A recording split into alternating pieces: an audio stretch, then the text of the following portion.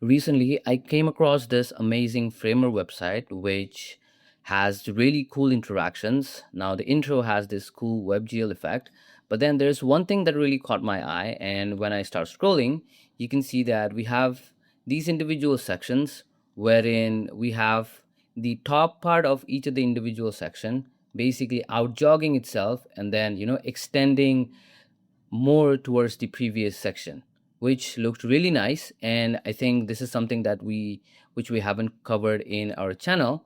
So I've decided to make this. So this is something that I came up with. So we have this intro section. Let me just refresh. And so as you can see, when you come to the site, you have this simple masking reveal for the text. And then when you start scrolling, we have these sections which have the top portion basically get out jogged, and then they basically skew themselves and then move towards the previous section. And then this happens for the rest of the sections as well. So this is what we're going to be building in this video. The source code as well as the live link is in the description, as well as I'm going to be also adding the link to the inspired site, which is the Framer website here. So kudos to the original creator who came up with this cool fancy style. So yeah, this is what we're going to be building in this video. So without a delay, let's get started and let's learn to build this.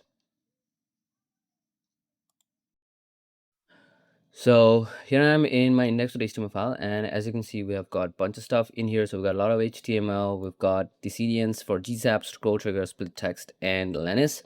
And then we've got the code snippet for Lennis to work, so that we can have the smooth scrolling experience over the entire project. And yeah, that's pretty much the setup. Now, if I scroll up, you'll see that we've got a bunch of CSS.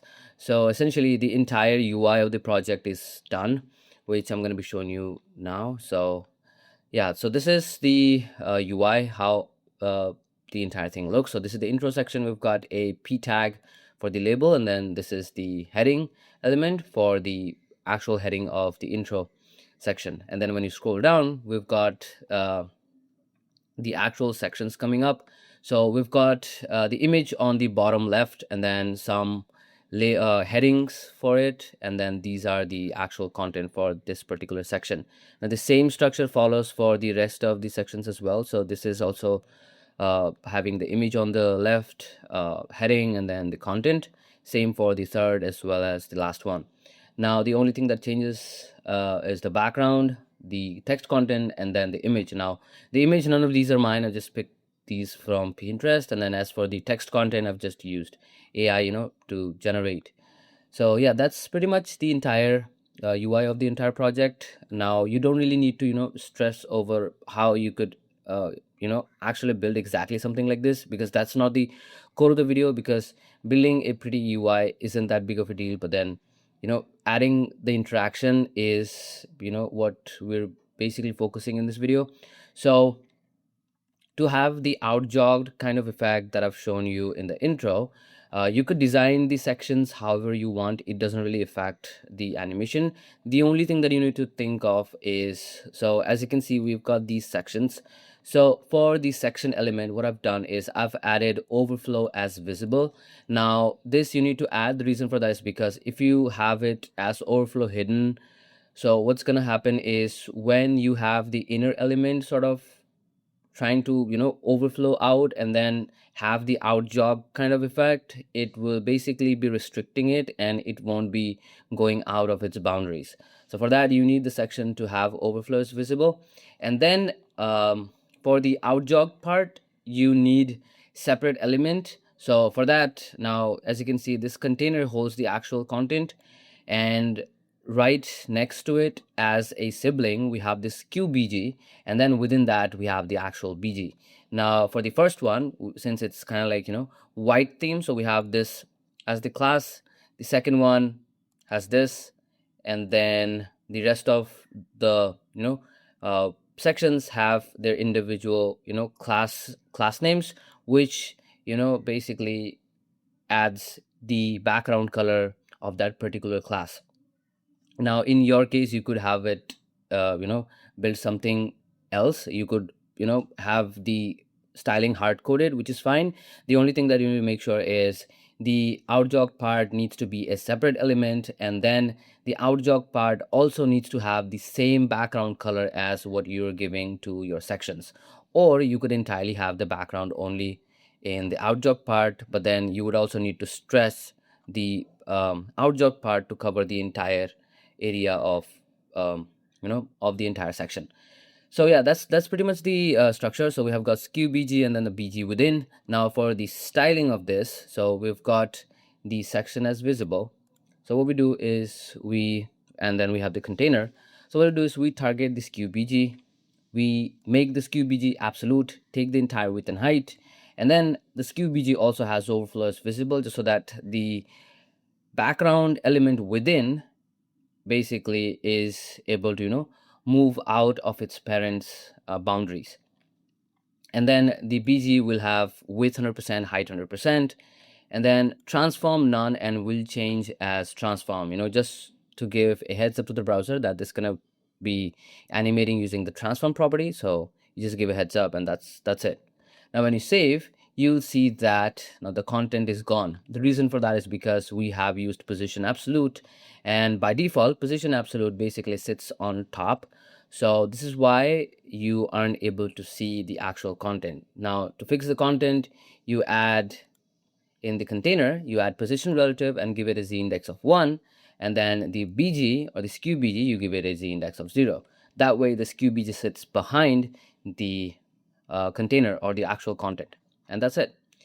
Now to have the transform or the rotating kind of effect, what we're going to be using is we're going to be using this transform property, and we're going to be translating it along the y-axis, as well as we're going to be skewing it. So instead of this, what you could do is you could have something like this. So you have this translate y, we have a certain value, and then we skew it by 7 degrees. Now when you save, you can see that all the different sections have this out-jogged kind of section. And then now all that's left is using JavaScript, and you just when you reach that certain section using scroll trigger, you just trigger it from transform 0 or whatever or none to this, and that's it. So let's add our JavaScript and let's get this working. Now we also have some text animations.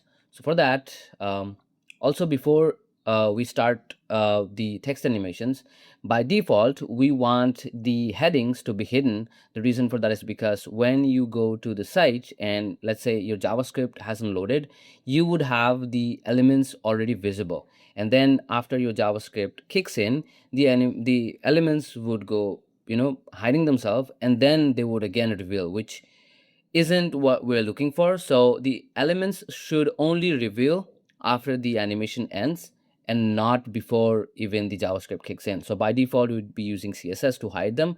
So the intro h1 hidden. Also the p tag for the intro as well needs to be hidden. And then I think the heading in general, which is used in all the different sections, also needs to be hidden. That's it. Now when you see we don't have the headings and all that stuff because they will be revealed when the JavaScript kicks in, and this is why we have this DOM content loaded. So after the content of the DOM gets loaded, only then you fire off everything that's within.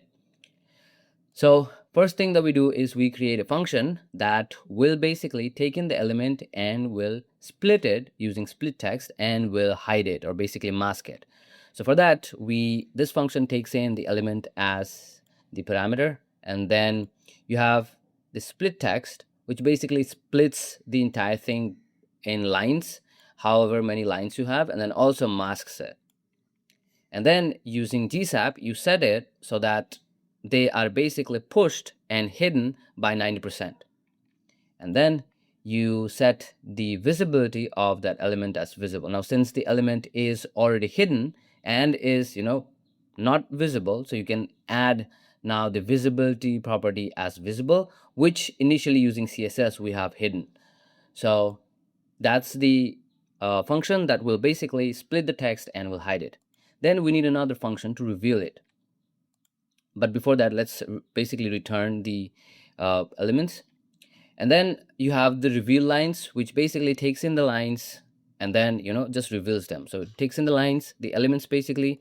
Y%, which was 90%, now is 0. Now I could have hidden it completely, but then I didn't want to hide the elements completely, and I wanted to have them slightly basically popping up. So I've just only pushed them down by 90%. You could push it down by 100% or 110, but it's fine. So I'm just going to be leaving 10% out, and then y% is going to be 0, and then the duration or the animation time would be 1.4 seconds. Now there's going to be an ease, and then also not all of the lines will start immediately, so they would have like a stagger effect of 0.08 seconds, and that's it. Now for the intro section, you grab onto the label, you also grab onto the heading, and then using GSAP you create a timeline, and then you add within that, what do you add? You add the revealing lines for the intro label and then the intro lines.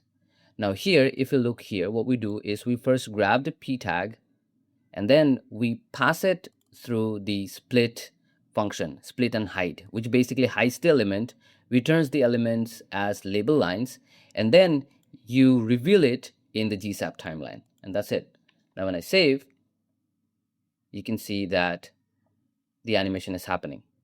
Now here, one thing to note is that since it's timeline based, so what's actually happening is the second animation, which is for the heading, only starts after the first one ends. But then we don't want that. We want both to start at the same time. So what you can do is you can add this angle bracket, and what this means is start immediately along the previous timeline, or the previous tween basically, not timeline.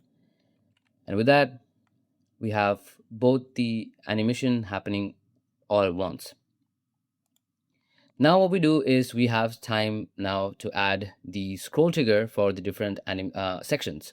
So we grab all the different sections using the section class name and then run it for each. For each of the individual sections, we grab the lines, which is h2, and then what we do is we also grab the BG, or the background that we're basically skewing. We grab that. We basically have the y as negative 220, basically out-jog. Also skew it by -8. We don't want any easing. And then this tween should trigger when we have the scroll trigger.